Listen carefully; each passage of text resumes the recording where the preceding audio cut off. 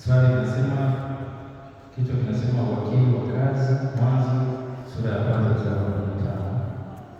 Swali linasema kufanya kazi ni agizo la Mungu ya dini. Sisi kama wanandugu tumesema kufanya kazi ni agizo la Mungu. Ndiyo kweli, kwa sababu zifuatazo. Kwanza, Mungu alimpa Adamu kazi ya kutunza bustani.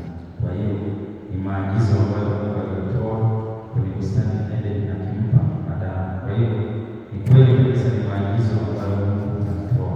Namba 2, Mungu alimpa Adamu kazi ya kulima bustani. Moja, kutunza; 2, kulima ili ipatie faida. 3, Mungu alimpa Adamu agizo la kufanya kazi ili faida atakayopata iweze kumsaidia yeye kuishi katika mazingira ya bustani, lakini pia kumtolea Mungu sadaka ya wanyama na mazao. Hitimisho: ni muhimu watu wote kufanya kazi kwa bidii, kwa sababu ni agizo la Mungu, kwani amelaaniwa mtu afanyaye kazi kwa ulegevu, kwa mkono wa ulegevu. Kwa hiyo ni agizo kufanya kazi kwa bidii. Asanteni, naomba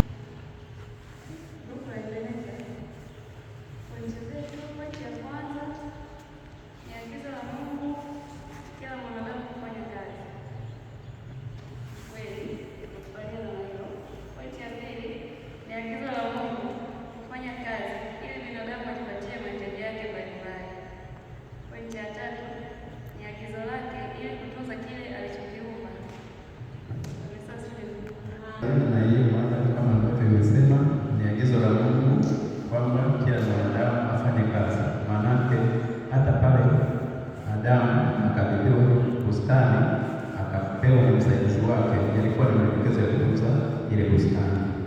Na pia tukasema kwamba ni agizo la Mungu binadamu afanye kazi aweze kujipatia mahitaji yake. Maanake katika ile bustani aliyokuwa amekabidhiwa, bado kuna vitu vingi alitakiwa afanye kazi, na akaelekezwa ni vitu gani alitumie kwa maelekezo ya Mwenyezi Mungu.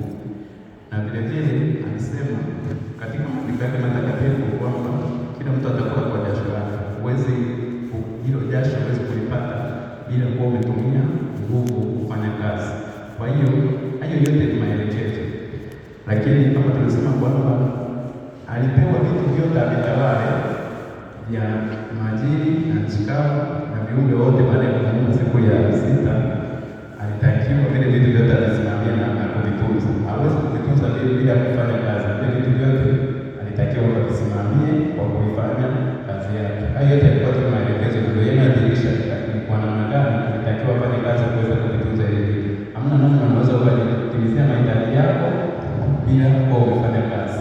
Namshukuru waliotangulia wameweza kudhibitisha kwamba amedaniwa yule afanyaye kazi kwa ulegevu. Kweli utakuwa umedaniwa. Haiwezekani ukajipatia vinavyohitajika na maelekezo bila kuwa umefanya kazi. Na hii inatusaidia tuweze kujiepusha na dhambi mbalimbali bila kufanya kazi. Tunaona matatizo mengi katika dunia hii ni kwa watu kutokuwa walegevu na kutotimiza wajibu wao, kutofanya kazi yao. Tunaona matatizo mbalimbali yanajitokeza, wizi na vitu vingi vya namna hii ambavyo ni uvunjifu wa sheria za Mwenyezi Mungu. Amina. Kama msemaji alivyosema, kifungu chetu cha Yerusalemu tumeenda pointi tatu kama zifuatavyo. Pointi ya kwanza tunasema kwamba Mungu mwenyewe ni mfanyakazi, mfano wa kimungu. Biblia inatuonyesha kama Mungu alifanya uumbaji. Kitendo cha Mungu kufanya ule uumbaji ni moja kati ya kazi. Bwana Yesu asifiwe. Pointi ya pili tunasema kwamba agizo la kutunza uumbaji. Mungu alimweka mwanadamu katika bustani ya Edeni ili ailime na kuitunza.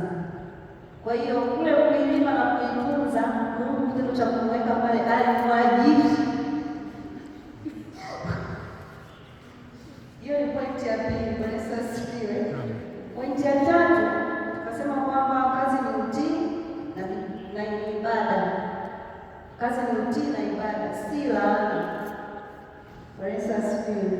Kufanya kazi kwa bidii ni ibada kwa mtu ambaye hajaokoka. Kwa hiyo sisi ambao ni Wakristo tunahimizwa kuwahubiria hata wale ambao wapo nje kuhusiana na utendaji kazi. Bwana Yesu asifiwe. Lakini tumehitimisha kwa kusema kwamba kwa kusimama na kifungu cha Wathesalonike wa pili sura ya 3 mstari wa 10 neno la